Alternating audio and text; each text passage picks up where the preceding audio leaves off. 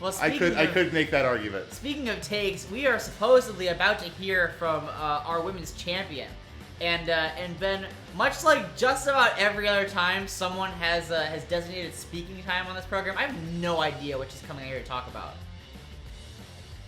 They should really stop by and go, hey, I think I'm going to talk about this today. Yeah, I mean, like, some people are really concerned about spoilers, and I kind of think, like, maybe we should be in on it. Like, maybe, like, people involved in making a thing and producing a thing, presenting a thing, should kind of know what's ahead of them.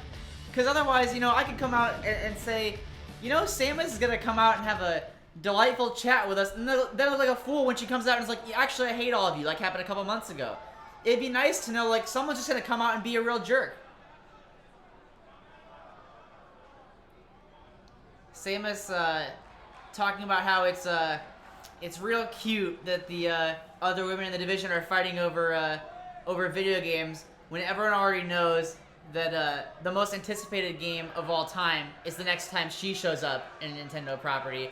I don't know if that's necessarily accurate. I know lots of people are indeed excited to maybe see Samus back at her roots in the video game sphere, but I think she's pretty well busy being a wrestling champion. I don't know if we'll see that anytime soon. Yeah. And also, I just like to we are officially back now for about a minute now. So there was a little bit there with the crowd at home. You may have lost our signal, but I think everything's good, and we are back now, and just in time, as the Kim Possible coming out here to have a few words with Samus Aran. Yeah, and the thing is that Samus actually, we had to discuss our technical difficulties, but what we missed in the ring there a minute ago was that Samus actually is the one that invited Kim Possible down to the ring herself. And Kim may be a little confused about what she's doing here, but looking excited to have been summoned, like most of us are. I just crave being noticed.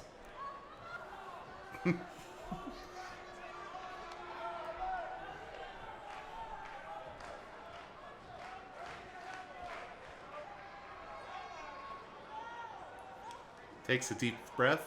It's important to have breath control before you launch into a verbal joust with the women's champion. Kim saying, Samus, this is I think this might be the first time that we've shared the ring. And it's, I gotta say, respect to the champion. And I appreciate Kim's strategy of trying to, like, meet Samus on a nicer playing field than everyone else has. But it looks like it's already backfiring. Yes. Samus saying, look, I just want to get something over with. I know how things work around here. I pay attention to this company, and I know that because you won a match at the last pay-per-view event, that it's likely that you're about to be announced as my next challenger. Because Fraser's a lazy booker. Which is, wow, that's just rude. Does Samus not care about her job, Ben? She could be fired like that. Fraser doesn't care about vacating titles. Like, he loves that stuff.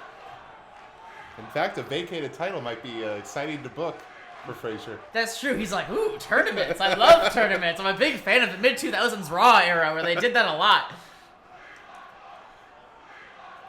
And the crowd in the arena here chanting, "We want more tournaments." Yeah, and they're already slated to get one in just 2 weeks. But maybe they're also saying we want more of Kim Possible in the ring. And Samus saying, yeah, I know you people are just as predictable as the people in charge of this place. So I know that this is what you want as well, and I'm prepared to give it to you. And Kim saying, look, I'm surprised that you're coming out and willingly giving someone a shot at your title, but maybe, you just recognize that I'm a star on the rise, and this is a good time, and I can't wait for the next pay-per-view when I get a chance to take you on for that championship. And Kim, I don't know if you heard, but Kim said that Samus is about as charming as stale bread, and then said, no, that's not fair to stale bread. Oof. Damn, Ben. Damn. Samus obviously getting heated up by that remark, jamming a finger in the face of the super spy, and saying, look, I'm going to beat you down in front of Ron Stoppable and your little disgusting mole rat. And I can't wait to see the color drain from their faces while they watch their supposed champion lose in the middle of this ring. Kim saying that she would love nothing more than to have Ron and the mole rat Rufus present front row to witness her ascension to being the women's champion. And Samus saying, well, wait a second, Kim. That's actually, I'm afraid, going to be tragically not possible because you don't have a chance to invite your friends to your title match. That's happening tonight. And what? Ben, I see now Samus's game plan. I knew this was too good to be true with her offering up a title shot to a worthy competitor. She wants to throw Kim off her game, and rather than give people what usually happens around here, giving a couple weeks notice about when they're going to get a title shot, she's springing on Kim right now. Kim will have very, very little time to prepare for the biggest match of her career, this championship match with Samus. She will not have weeks to train or get her head in the game, watch tape. She will only have maybe an hour max until the main event of tonight's show when she challenges Samus for the championship. Wow. I mean, an exciting show tonight, Chris. An exciting show, but sometimes I just get fed up with these mean wrestlers we have on our roster. Just like, why can't anyone just ever be like, you know what, let's have a handshake and a nice technical wrestling bout? You know what I'm saying? Why is it always got to be so underhanded around here? Why is it always got to be so, like, cruel is not the word. She's getting a title shot out of it, but you know what I'm saying? It's not fair to Kim. Get some more collegiate wrestlers on the roster? Yeah, get their little headgear on and, have, more, strict rules about when the things are taking place. Yeah. I love, I know that wrestling fans love nothing more than, fairness and rules. That is true. Yeah. I've read that on the internet. That's actually what Extreme Rules matches were supposed to be. They're supposed to be, extremely enforced rules. Yeah, a lot of rules. Yeah. And, speaking of things that rule, we're about to have an exciting tag team match, Ben. If you caught last week's action on AHHW F, you saw the upset of the century as the Impractical Jokers were brought out to kind of be lambs to the slaughter for the tag team champions, the Teenage Mutant Ninja Turtles, but instead, the Impractical Jokers sprung some truth on them on our True TV crossover, and they won. Yeah. They proved that you cannot take any team for granted in AHHWF. Yeah. But, in addition to everyone that's watching at home and the two of us watching up in our sweet little booth up here, someone else was watching that match, and it was the tag team of Spirit Bomb, Goku and SpongeBob SquarePants, the #1 contenders to the tag team championship. And if you know Goku, you know that he wants to fight the strongest and the best fighters at all times. And he saw, look, the Impractical Jokers, they beat the Turtles. And considering that we're going to be facing the Turtles for the tag team championship soon, if the Jokers can beat them, that's the next team I want to fight. So, Goku and SpongeBob, Spirit Bomb, will be taking on one half of the Impractical Jokers in action here tonight. I don't really know Goku that well. No, you don't. So I guess I didn't know that Goku always wanted to just take on. Oh, he talks about it a lot. Huh.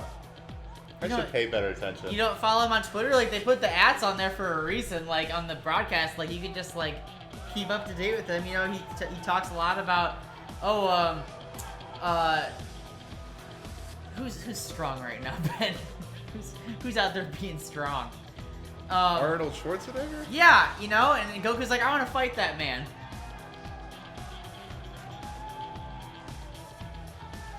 He tweets about it, is what I'm saying.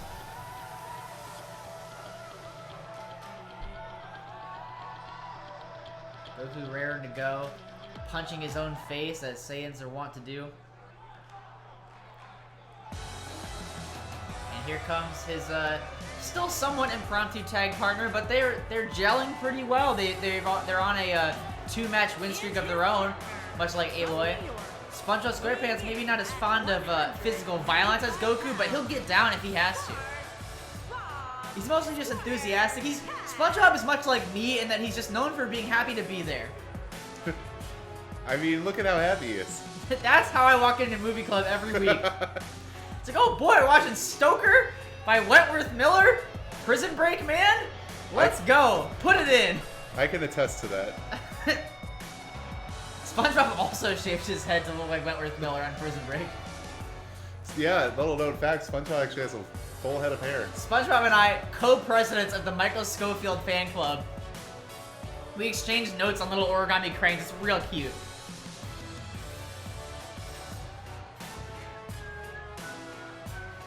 44th pilot attempting to usurp the predictable booking of Frazier by saying Captain America Winter Soldier tag team against Batman and Robin when.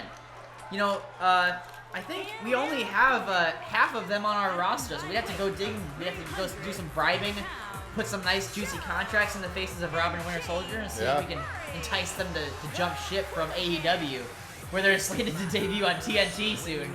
Well, you know, and I don't really know if Batman has a lot of plans to do in-ring competition, because Batman's kind of taken on the role of oversight committee for AHHW F. And I gotta say, I didn't think a wrestling company needed one of those, and I was dead wrong. It's been very nice to have Batman around to like review tapes, but actually, referee, you blew like 37 calls. This is where you missed all the cheating. This is where Wario snuck in some illegal objects, but you know, this object has not been snuck into the ring. Look at Murray holding a nice little slate. In case you didn't get it, they're from TV. He had to remind you. But, you know, sometimes it's good to give new viewers a little refresher on where our competitors come from. I actually remember distinctly some people in the chat being like, why is Smash Mouth in the ring? Where did these people come from? And these are not members of Smash Mouth. Believe it or not, they are members of the group known as both the Tenderloins and the Impractical Jokers.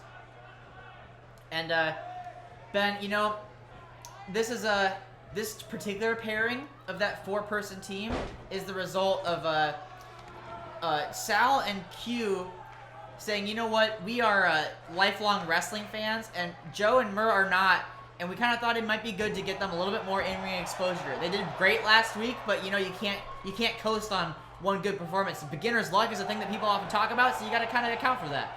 Yeah, well, that's good practical advice. And you know, Joe looking pretty good here so far in this match. Getting some shots in with Goku and SpongeBob. Yeah, you know, he wasn't looking so hot a second ago when he was so comatose that Goku and SpongeBob just walked by his body and his whole body just kind of like moved like water on the mat. But, you know, he's kind of scooped himself back up and he scoop-skied himself back up and he's back in the ring. You can tell I've got a shallow pool of Joe references. I keep going back to scoop-ski, although I think they do too on that show.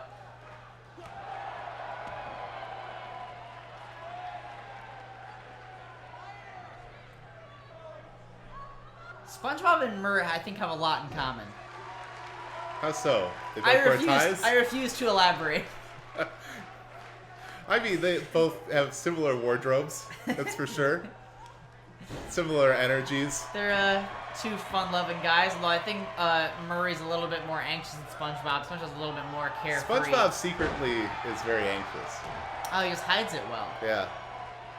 That's nice. It's always nice to hear a mental health success story. I aspire to SpongeBob's level.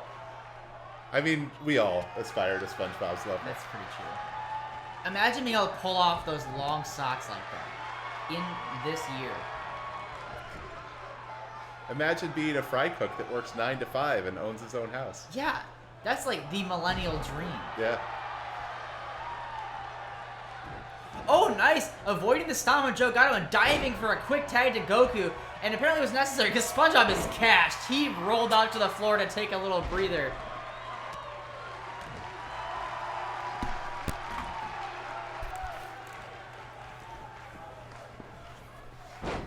And Joe Gatto is dealing out damage to a Super Saiyan, which is a sentence I never thought I would be contractually obligated to say.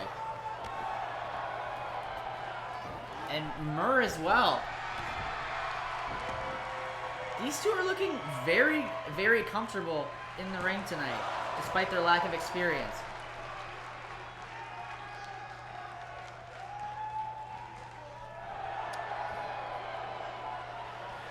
I'm currently working on figuring out why our stream is having a little trouble here, so just hang with us.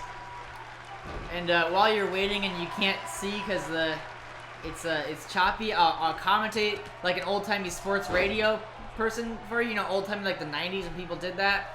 And Goku a minute ago hit a Michi Goku driver on Murray and then just lit him up with a barrage of slaps. Now sliding back into the ring to tangle with Joe. our man Joe. If he can't do it, someone who's not just a regular guy off the street probably can. The crowd booing as Joe lifts up Goku over his head with a vertical suplex.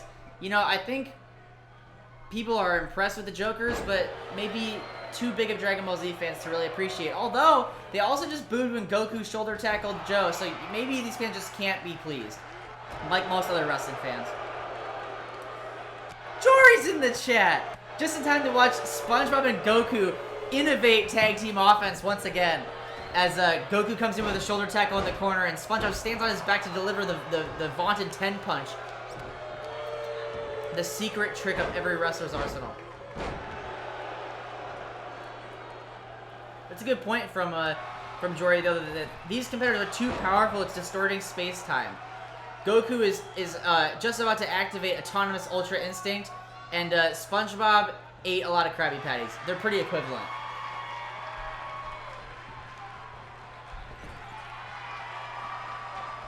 God, you ever just, like, accidentally bring up Krabby Patties and then, like, crave a burger? Just, like, so bad? I very rarely accidentally bring up Krabby Patties. SpongeBob just staring into the face of the lead Impractical Joker. The Impractical Joker without fear, Joe Gatto. I could probably shorten that, make it a little closer to, like, the Daredevil, like, Man Without Fear. It's a little, you know, a little bit catchier. You could try. Big leg bulldog, I'm gonna call that, because I can't remember what it actually should be called, other than the Rough Rider, as popularized by Zack Ryder. SpongeBob been utilizing that as a finisher in recent weeks,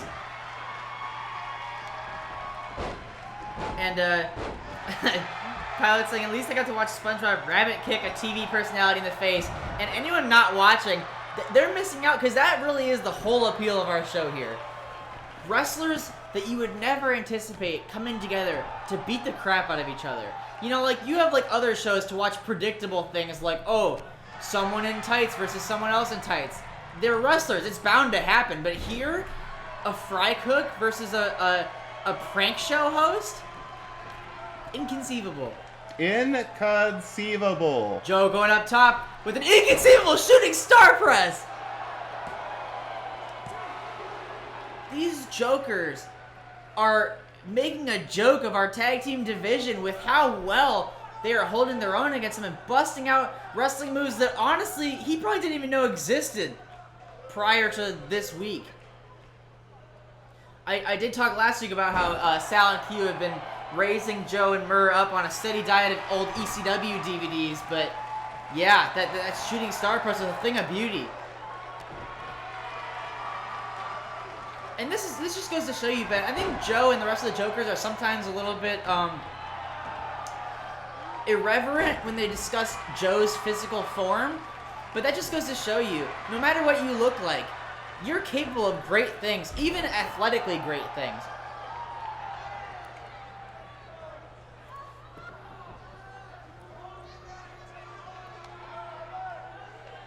Oof, SpongeBob tying up the legs and then using it to stomp on the knees of Joe Gatto and then bouncing his head off the mat. You don't often see SpongeBob play that rough. Something's gotten into this young fry cook. And maybe it's just the love of the game, but maybe it's a little frustration as well. I personally like to think it's the love of the game. I think so too. SpongeBob, the smile's never left his face. Even while he's getting stomped out, he's like, ah, in the corner. So you know what? I think his happiness and positivity are unflappable. But Joe Gatto climbing up top looking like he's going to try to flap it. Coast to coast to SpongeBob SquarePants.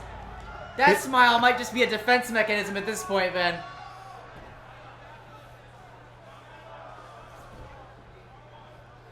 And now your cover, and you're 1, you're 2, but Goku able to break it up. Murr accidentally hitting Brian in the lower back.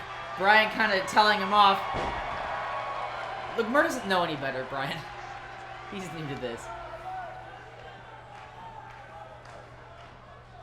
Murr kind of passively, aggressively holding out his hand for the tag. I've never seen that before, but it proves effective. We're going to take a brief commercial break for Chris to tell you about patreon.com/alienhappyhour. Yes, we are brought to you by patreon.com/alienhappyhour. That's a place where you can get lots of lovely things for not that much money, believe it or not. For $2, you can for the normies. If you ever wanted something arbitrary to brag to somebody about and lord over them on the internet, which there's no shortage of, but a new one, if you got bored of being like, I don't like the Avengers movies or something, now you can say that you are a patron of Alien Happy Hour and you get our podcast a week before the normies, and you can call people normies to their faces while you're listening to the brand new movie club Stoker, brought to you by Wentworth Miller, the prison break man who I'm so in love with. And we're going to restart OBS really quick because it's being weird, but we'll be right back. OBS. Okay, we are back again. Hopefully on the same thing. Yeah, hey, it all worked. Hey. Okay, so we are back. Thank you. Hopefully now we can continue with the show. Oh wait, is it the same thing? It is. It says stream resumed. And the stream is continuing. Our first one, when it screwed up earlier, it might be a different thing. But this current one. Well, we'll figure that. Either way, it's going right now, and Murr goes for the cover and gets the win on SpongeBob. The Impractical Jokers have now beat both the Tag Team Champions and the #1 contenders to the Tag Team Championship. Ben. Also, Jory, Chris actually has a history of wearing fun commentator shirts that are holographic and entertaining. I'm channeling Jerry Lawler. I don't keep forgetting that I'm going to go do a green screen show while I have green on my person. I'm channeling Jerry Lawler. We don't have a green screen. We have a couch up in a booth at a stadium in an elementary school. Ben, sometimes the competition just takes over my brain and I get so excited by wrestling action, I just start speaking in tongues. Your winners, Joe and James Murray, the Hooligan. Joe Gatto and James Murray, Ben, are now undefeated in wrestling competition, and they've beaten like two of the best teams our division currently has to offer. This is something that like the division as a whole, and especially Frazier Crane as the leader of this three-ring circus, is going to have to contend with. You're going to have to reckon with the fact that people that didn't know what wrestling was a short time ago now are clearly here to stay. Well, they're not going anywhere. No, they sure aren't. Neither are our OBS. You can't get a cab, am I right? Staten Island, it's busy there. I'm continuing to do some live maintenance here on our stream, hopefully to fix this. But you know the best way to fix it is for us to get a capture card that doesn't suck. So go to patreon.com/alienhappyhour and help support us so that we can actually like have a show that works instead of glitching out constantly. That's the main issue, right, Chris? You don't want a show that doesn't work. Shows. What do we have coming up next, Chris? We have a very exciting, I think this is a first in AHHW F history, a double main event on one of our broadcasts. This episode, this supposedly normal broadcast you thought you were tuning into, actually features a double main event with two titles on the line. Last week, we had a brave fan decide to answer our call for someone that views this program that could step into the ring and try to dethrone Wario as the hardcore champion. And Captain Cutler, adventurer at sea, chartered their boat back in and swam all the way here to challenge Wario for the hardcore championship.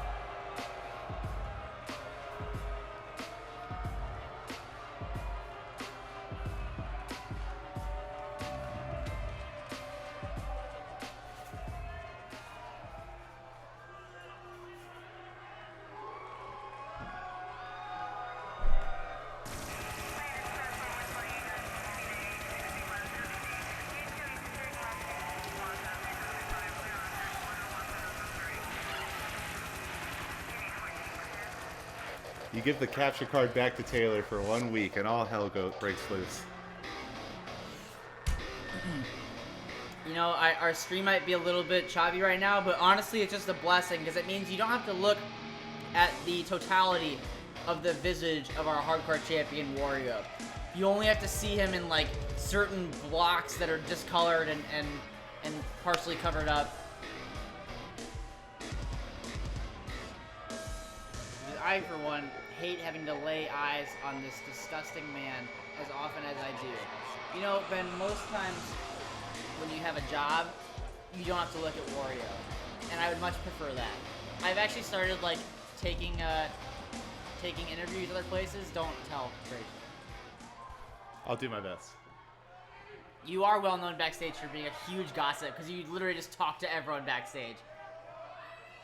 And then you tell everyone what you talked about on a live broadcast. It's kind of unbefitting, Ben. Some might actually call you a gossiping bitch. The challenger Well, from Augusta, Maine. it's kind of like no one says off the record. 400 pounds, the Phenom. I am a journalist, after all. One thing that will absolutely 100,000% be on the record is the winner of this hardcore championship match here Introducing tonight the in the first of our champion double main event. From Brooklyn, New York, weighing in at 500 pounds, he is the Rated R Hardcore Champion, Wario.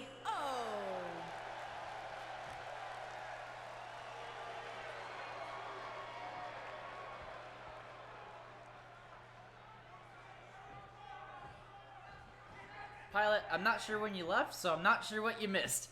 But if I had to guess, you probably missed the Impractical Jokers upsetting yet another top tag team when they defeated Spirit Bomb, Goku, and SpongeBob clean in the middle of the ring. So the Jokers from True TV have now pranked both the champions and their next challengers by beating them in the ring. And now we have... And, alright, I'm going to restart. Okay, we are back and ready to continue the broadcast. Hopefully, things work out all right. We'll see what happens here. And Ben, as we come back to this double main event, hardcore title on the line matchup, stakes have never been higher.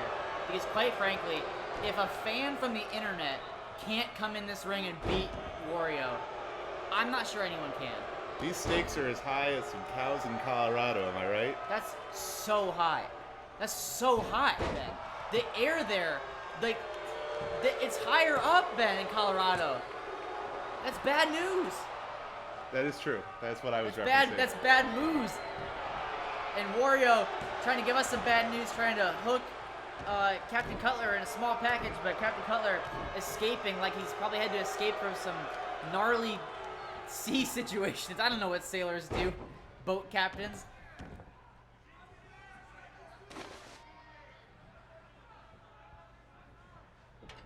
And oh my god, Captain Cutler is the first smart man. Oh, never mind.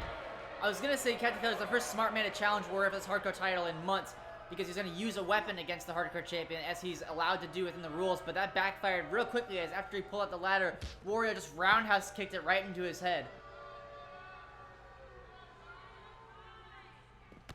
Oof. That was the most solid kick. Wario is teeing off on the head of this poor old sailor man. Captain Cutler still got fight left in him though. Looking a little angry about those kicks to the head, as most people would be. Sailor captain or not. Picking up that ladder. Oof. Wario went for another kick, but was met with a face full of steel as Captain Cutler just shoved it in his grill.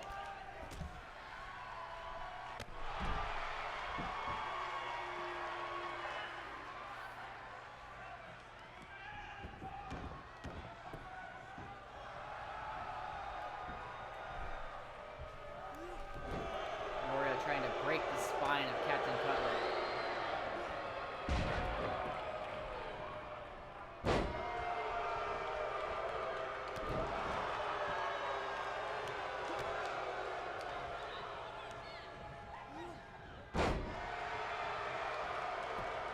nightmare from the captain. And taking control of the sharp DDT around the edge of that martini glass. Sliding out of the ring. Going for another weapon. I like Cutler's strategy. He's like, look, I'm just a fan who watches the show. I just need to hit this dude with a bat.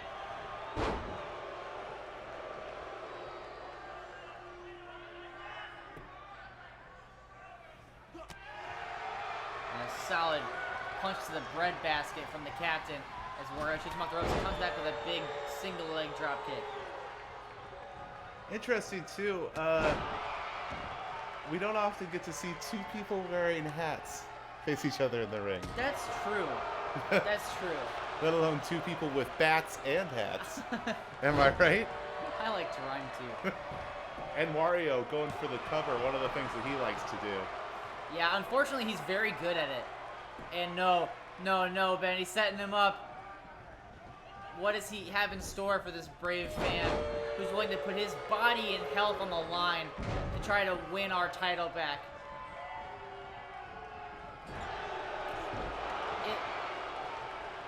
These kicks look like they're being brushed off by Captain Cutler, which is, it's great for him to have an answer to those drop kicks in the corner because Wario likes to punish opponents with those frequently, and it looks like he's kind of got it figured out. Oh no. That big blow caught by Wario. Again, yeah, he is just loving showing off, kind of proving thus far that he can beat this Sea Captain with just his legs.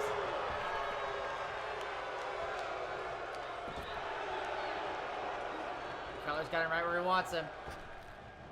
Oh. Wario getting bounced off the ropes. That's a lot of weight that's getting thrown Here it around goes. there. Choke breaker from Captain Cutler. Almost falling over from the damage he sustained thus far.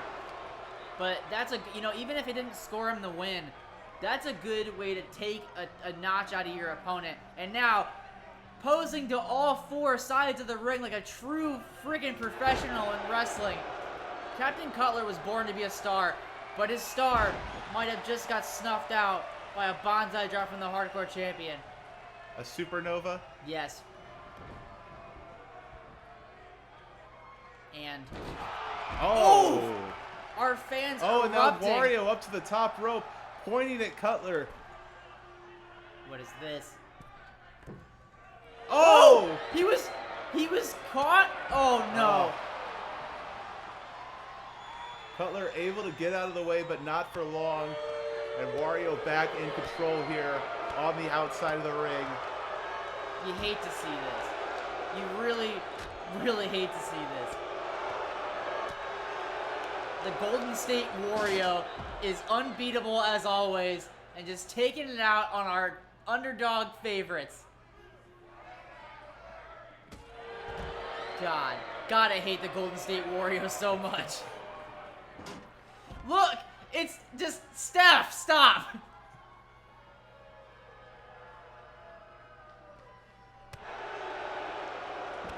Finally, Boardman gets paid. Captain Cutler slamming Wario's head into the steps and scooping up with a big twisting Samoan drop on the floor. Don't you follow basketball Twitter, Chris? The Raptors aren't the faces anymore. Yes, they still are in my heart.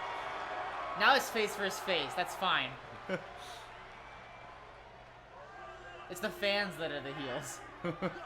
It's the children who are wrong.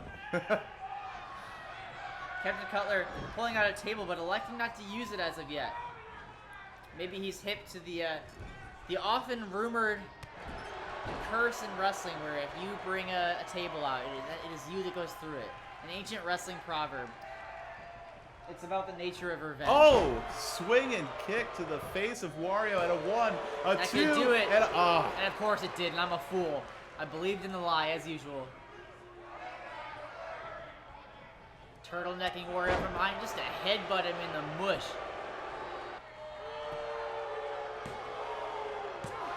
The thing I like about watching Captain Cutler compete is that he was never classically trained as a wrestler, so he adopted his offensive style from animals he observed in the wild. That's actually something that seals do.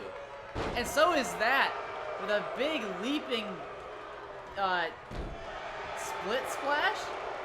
Split splash, I was taking it back. I was just going to do the same thing. You know, it's good to have a commentary partner you're on the same page with. The inverted DDT might be the most popular move on our roster, besides the remaster. Oh, no. Wario setting up. Oh, no. Nefarious tactics, I'm sure, await. Oh! No! Yes! That was so satisfying to watch. Wario flying to the outside. If I have to continue watching Wario matches for the rest of this calendar year, I hope they're against Captain Cutler, because this has been great. Cutler's been really bringing it to Wario. And here we go, another... why am I forgetting the name of that thing? You know what? It's not worth it. That was a Samoan drop. I don't need to get fancy with the setup, because Captain Cutler isn't about to get fancy with the setup here. Standing on the hand of Wario to pin it down so he can kick him in the arm. I love how aggressively he's taking it to the hardcore champion. Well, you know, you got to wonder, as Cutler is a fan of AHHW F, if, you know, he knows better than anybody how to take on Wario. I mean, yeah, he's watched probably every Wario match. You know, I haven't, like, yet gatekeeps Captain Cutler. I don't know if he's really watched every episode. But, you know, he at least watched the one where we said, hey, someone come fight Wario, so we know he's at least seen it once, and on that broadcast, like, he watched Wario, so he's got some knowledge of But his now opponent. Wario looking to end this right here, right now. Rear window. That move has put away some of the best in this company. Can Captain Cutler withstand it? Shit. Oh, and of course he can't, because nothing can be good in life. Wario, yet another successful hardcore title defense. Jeez, I mean, like, why is he so good? Why is he so good? I wish I could tell you. Who trained this man? I wish I could tell you.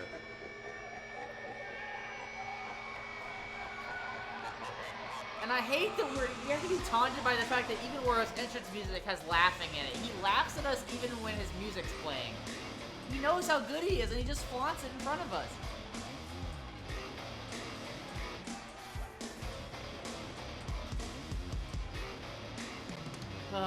Well, the first of our double main events ending in tragedy, as still your hardcore champion, Wario. And so, we move on from that match, Chris. We're gonna have to. My life won't be the same. I mean, that's one way to look at it, I guess. I hate watching him disrespect Brian too, just yanking the title out of his hands, and Brian's trying to be like, here you go, sir, here's your championship you rightfully retained. No, no, no! As Wario rips it out of his hands. It's not necessary. It's just not necessary. Yeah, I Again, know. My previous I mean, point, it's well documented that Wario's kind of a dick. I know. It's just like, why is he, of all the mean wrestlers, like we talked about, there's a lot of them. It's an unfortunate plague sweeping the business, but Wario might be the very worst. Someone that likes to challenge Wario for that spot, though, is our women's champion, Samus.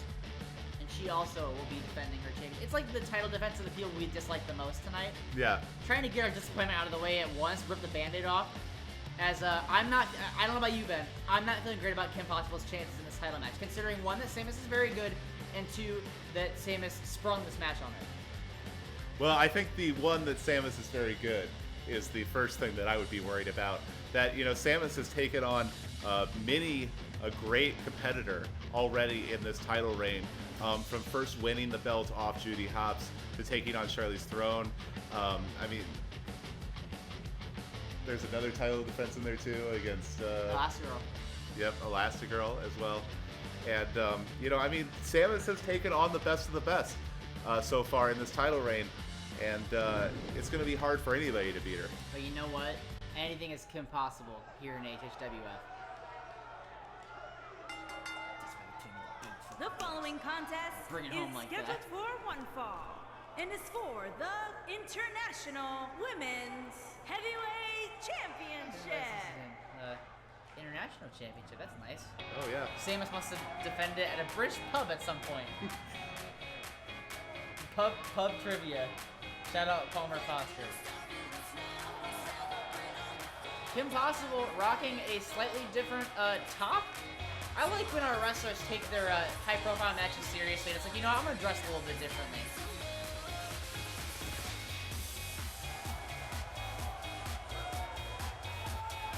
And Kim Possible absolutely draining our budget for these inflatable tube men. We gotta have a talk with her. Not that we have much of a budget in the first place. That's what I'm saying. As It's like you some can't of you just may have seen from earlier on in our episode. Look, but you just can't. That's exactly why you can't just be like, I want inflatable tube men in my entrance. It doesn't work that way. You have to secure funding for this type of thing. I'm receiving word in my headset that I should stop yelling at Kim Possible. Those were just lying around in the school already. Oh, okay. Okay, you know what? She's off the hook. It's remarkable, Ben, the kinds of things you'll find just laying around in an elementary school. Like the fact that there's always ladders and tables. What's up with that? Well, you know, school gyms have high ceilings. You go change the lights. At tables, I mean, cafeteria. Come on, kids gotta eat. Kids gotta eat. And Samus Aran, the women's champion, looking to eat tonight, looking to consume her next challenger. She is someone that lives by the phrase, the weak are meat and the strong do eat. Slowly approaching the ring in her power armor, letting the championship hang from her fingertips. You know, wrestling commentators are bad, but doing this show has really made me appreciate, like, it is hard. Yeah. I just took like a But, solid 5 seconds to remember the word hang. But you know, in all fairness, they don't usually talk during the entrances. They do. I don't think so. They do. You should watch them. I feel like I've watched a lot of wrestling in my life. That's what I model my entire job here on. Like, I feel like they talk during the entrances. That's where they're like, oh, well, this match is particularly devastating because someone hurt their ribs last week and blah, blah, blah. They say it while they're walking down the ramp and while they're pointing at their opponent and like. Well, yeah, but they wait. They wait till like halfway through the episode. Sure. You know, they let the it's time to play the game. Yeah. All that hit. You let the good musical cues happen, and then you yeah. jump in. Yeah, are you calling me out for jumping the gun right now? Are you? A little bit. That's Is all. this my fucking employee review, my yearly review? Like, are we doing this live? You are a gossiping bitch. You can't just help but air all the dirty laundry of this company out on the mic, can you? No, I can't. That's what you get for hiring podcasters. Just talk. And the beautiful women's championship. And speaking On of the talk, line. I can tell you that both these wrestlers are not all talk. Nope. They. Introducing the challenger from the United States. Well, they're contractually of America. obligated to do more than talk. It'd be a job risk if they were all talk. It'd also just be scary because you know people on this roster like to fight. From out of this Just like Finley. world, she is Much like Finley. He trains our women. International Women's That makes a lot more Heavyweight sense. Champion. That's why they love to fight. Oh my god, we just unlocked the missing key to the understanding this show. The reason the women fight so hard, especially on the outside of the ring, is because they're all trained by Fit Finley. This is true television greatness. We just paid off like a thing that's been building for 2 years at this point. Longtime viewers know. It's just been a year. I realized that after I said it. It's the thing where it's the Rooster Teeth podcast debate thing where it's we've been a podcast in 3 decades. No, it's not been 3 decades. You've been in whatever. I'm losing track of my comparison. Yeah. But the idea is that that's not even worth talking about for as long as I have. Kim Possible's putting the boots to Samus's neck at the offset of this championship match. I think that's the most popular move in AHHW F right there. What is? Is where you grab them by the head and drop their head on your head. And you're getting back to your feet. A jawbreaker? Yeah, jawbreaker. And Samus hitting when you grab their head and hit their head off your head when you're standing up. All capitalized because it's a proper noun. It's a move name. Yeah. Oof. Samus. We might be taking some time to add some levity to this broadcast, but Samus saying that there will be no joking in the middle of this ring. Prying the arm out of its socket with Kim Possible. Samus kind of lured Kim in tonight with being you did a good thing, have a title match, and then the one time we thought she was showing respect to someone, it was just a a ruse to get her vulnerable in the ring where she can torture her the way she is right now. A ruse, Christopher. Yes. A ruse. Yeah, I said ruse, whatever. No, I agree. Vince It is a ruse. Russo. It's a Vince Russo. That's another word for a swerve. Y'all can have that for free, wrestling Twitter.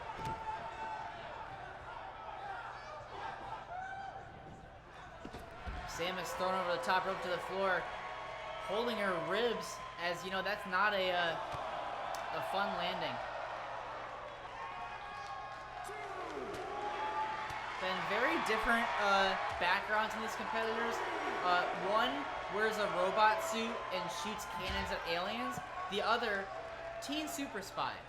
Who do you think has the edge in a championship match like this? Oh my god, never mind. Samus has the edge, just one slap from her, just like concussed Kim into next month. We're at a 6 count right now. Samus throwing Kim back into the ring. That was a mercy, because honestly, it's my opinion that after that slap, that Samus could have retained her title by countout just now. I think Samus is angry enough that she wants to get, you know, definitive victories, I think. That's true. You know, her whole deal is feeling underappreciated and overlooked. And here we go, trying to turn yet another woman's spine into powder with the triple power bomb. That has ended a lot of these matches during this title reign. And it'll end. Oh! Samus can't believe it, but I was just going to point out, I was expecting to call it after she won. Samus just looking dead ahead with a blank look on her face. She was so sure that she had pinned Kim Possible. Oh my, this is what happens when you kick out of Samus's triple power bombs. You pay for it in blood.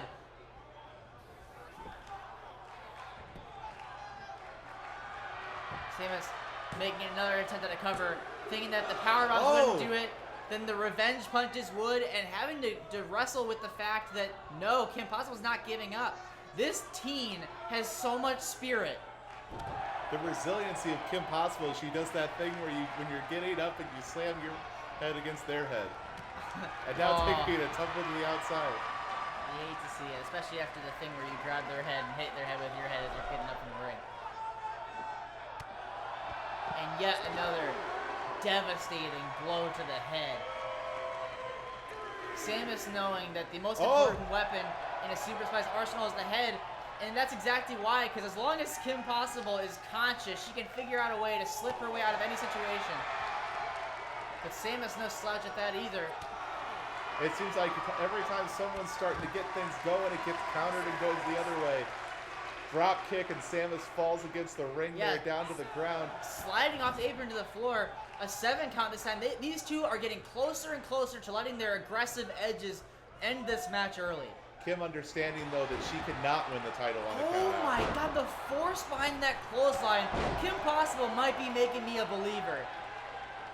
And it's really, if she wins tonight, the biggest shame is that she couldn't share the moment with Ron Stoppable and Rufus. 2. Samus able to kick out, but it was close.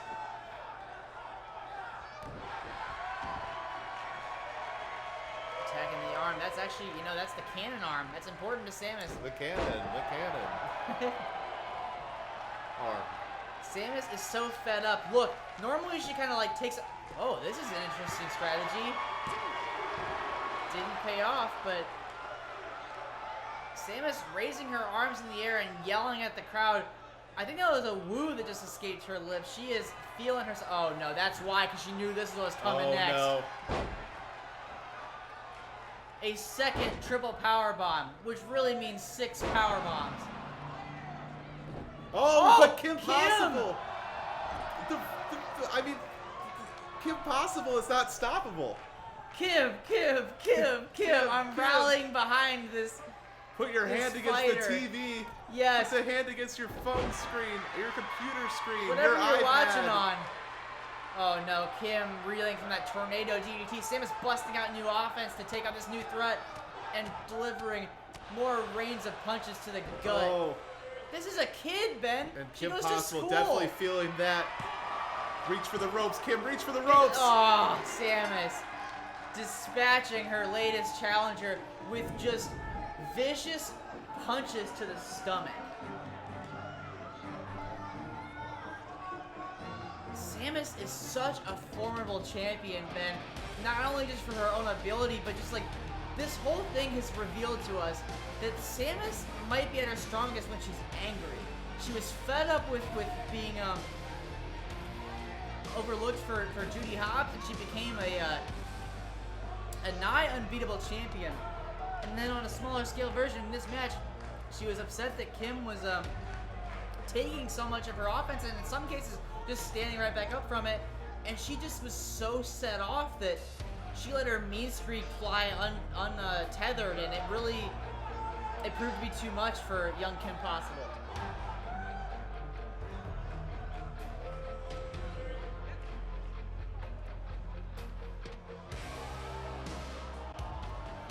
Yeah, Samus slowly turning into one of the most dominant champions we've ever seen. We're kind of in the era of dominant champions right now, it seems like, with Wario and Samus.